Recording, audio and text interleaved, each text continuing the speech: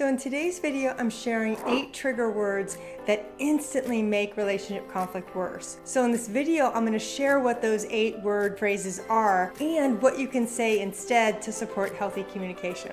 But first, if you're new, my name's Michelle Ferris. I'm a psychotherapist and I love helping people create relationships that work. So what are trigger words? These are intense words or phrases that provoke a really intense emotional reaction because what's happening in the moment is reminding you of something painful and unresolved from your past that really makes conflict resolution near impossible. So the first trigger words that make conflict worse is you should. Because when somebody says you should be doing something or you should be a certain way, we feel judged. We don't feel good enough for being who we are in that moment because somebody is basically telling us what we should be doing. So this really comes across as judgmental and critical. So instead, what we want to do is use an I statement. I need help with housework. I need your support. Make it an I message because then you're not going to be making somebody else feel bad. Because that way it's not a criticism against somebody else.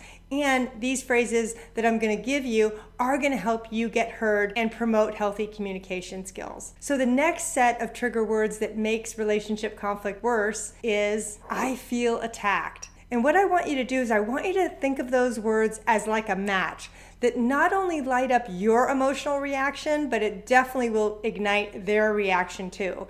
And it often causes somebody to get defensive, and we don't want that. Because when we say something like, I feel attacked, it's pretty vague, but it's very accusatory.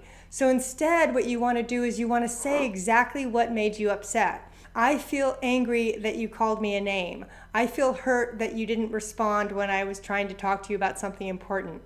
If you can describe that behavior in a neutral way, the other person is most likely going to be able to receive it.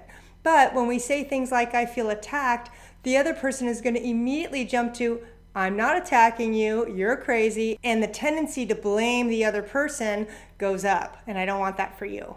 So another set of trigger words that make conflict worse is saying things like, you're manipulating me. These are hot button words that provoke an intense emotional reaction. This also is highly subjective because another way of saying manipulating is to say, you're trying to make me do something I don't want to do. Notice how different that sounds than you're manipulating me. Because again, those type of phrases are going to make the other person react pretty negatively. That is one of those phrases you want to avoid. So instead, I want you to share your point of view. It sounds like you're really trying to get me to do this. Is that right? And I want you to ask that because often the other person will say, actually, no, I'm not trying to make you do this. I want you to hear this piece. Sometimes there may be an aspect that they want to control or make you do something, but labeling it manipulation is going to make it harder for you to have a healthy conversation back and forth because the other person is most likely going to deny the fact that they're manipulating you. And this goes along with the next set of trigger words, which is you're gaslighting me. This one has been really overused a lot because it's one of those buzzwords right now that everybody feels gaslighted. But what I notice is that not everybody understands what gaslighting truly means. When you're gaslit, it means that somebody is purposely denying your thoughts and feelings in reality. They're not simply having a difference of opinion. Sometimes people aren't even aware that they're doing this.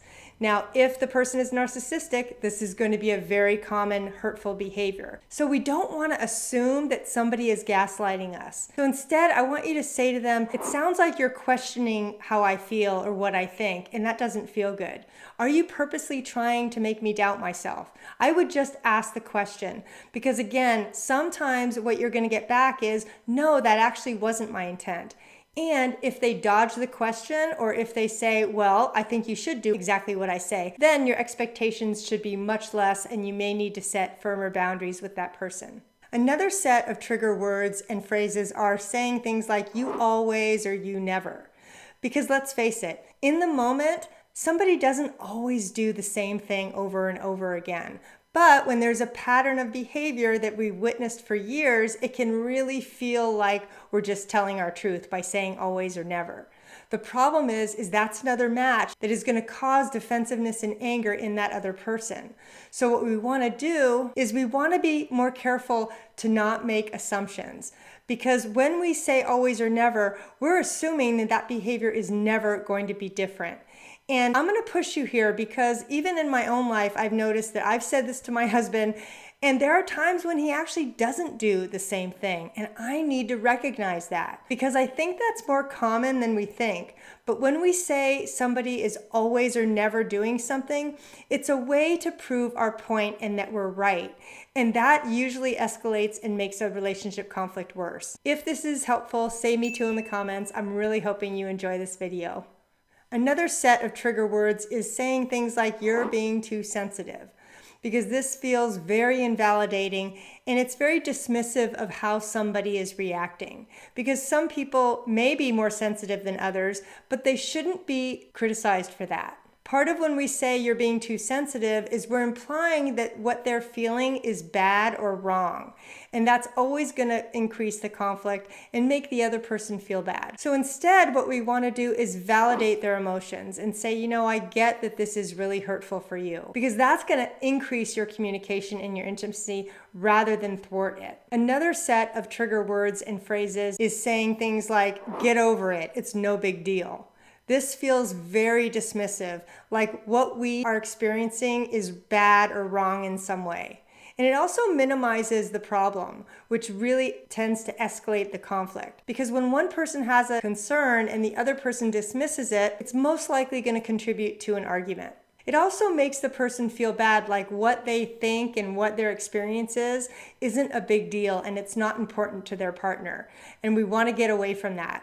So instead, what we can say is, I may not agree with you about this issue, but I get how important it is to you. That's a really healthy way to try to stay connected during a conflict. So another set of trigger words is, you're just like, and then you fill in the blank. So this one carries with it a lot of judgment because you're comparing your partner to their other family member.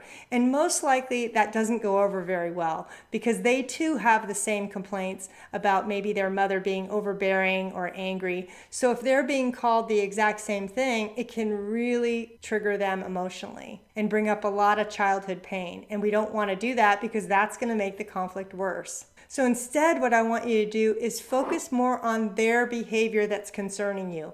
Don't compare them to anyone else because that is just not going to go well in your favor. Now, the next thing I want you to do is I want you to go watch my video on handling emotional triggers because that too is a really important part of this process. Thanks so much.